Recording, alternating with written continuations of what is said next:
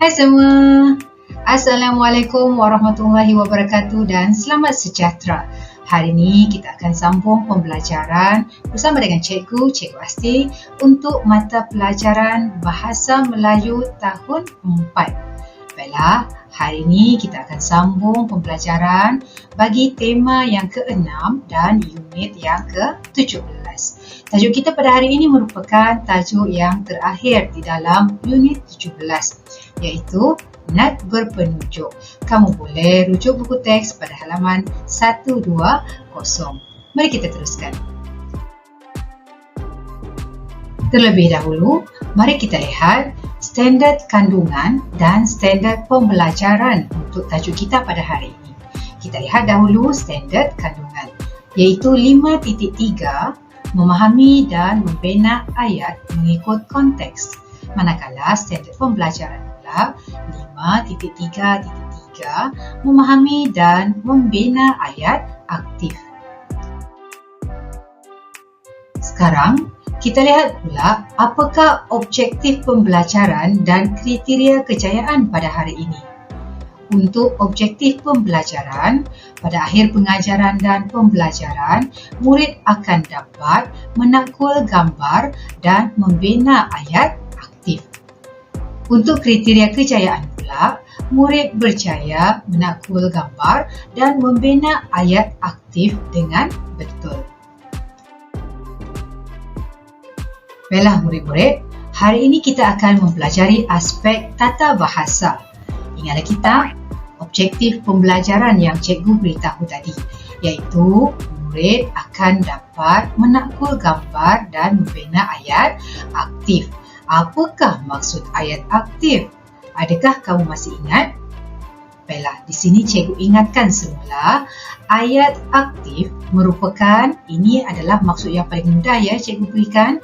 Ayat aktif ialah ayat yang kata kerjanya bermula dengan imbuhan men.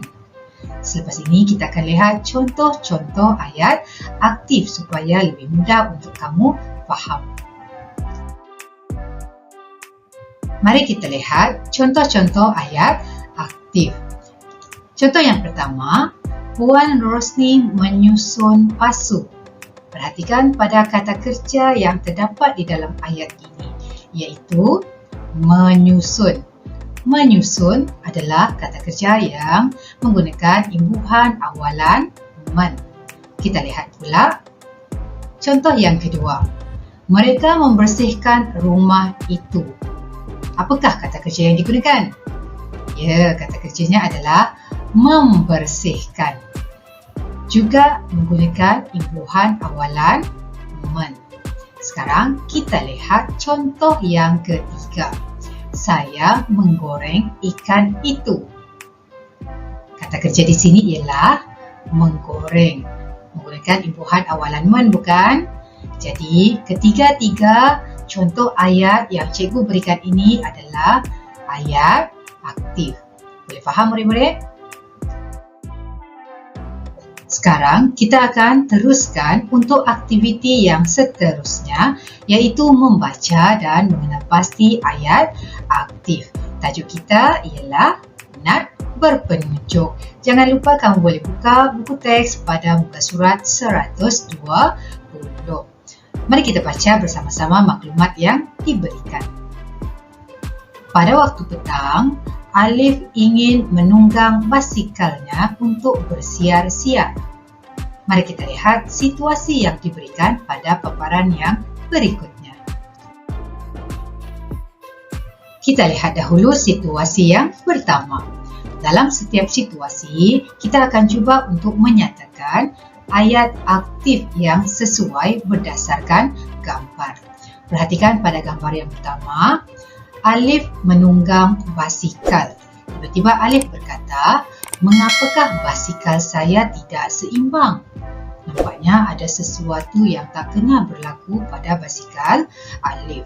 Apa yang cikgu ingin tekankan di sini ialah pada ayat Alif menunggang basikal. Ini merupakan ayat aktif. Perhatikan kata kerja yang digunakan ialah menunggang. Kata kerja ini menggunakan imbuhan awalan men. Sekarang kita lihat gambar yang kedua pula. Aduhai, kempis pula tayar ini. Patutlah basikal Alif tidak seimbang tadi. Rupa-rupanya tayar basikalnya kempis. Jadi, cuba kamu fikirkan apakah ayat aktif yang sesuai dengan situasi ini. Baiklah, cikgu berikan contoh ayat aktif untuk gambar yang kedua ini. Alif terkejut apabila melihat tayar basikalnya kempis. Boleh murid-murid? Lihat pada kata kerja yang digunakan, iaitu melihat. Menggunakan imbuhan awalan man kan? Mari kita teruskan untuk situasi yang berikutnya. Sekarang kita lihat pula gambar dalam situasi yang ketiga. Alif berkata kepada ayahnya, "Terima kasih ya ayah kerana membantu saya.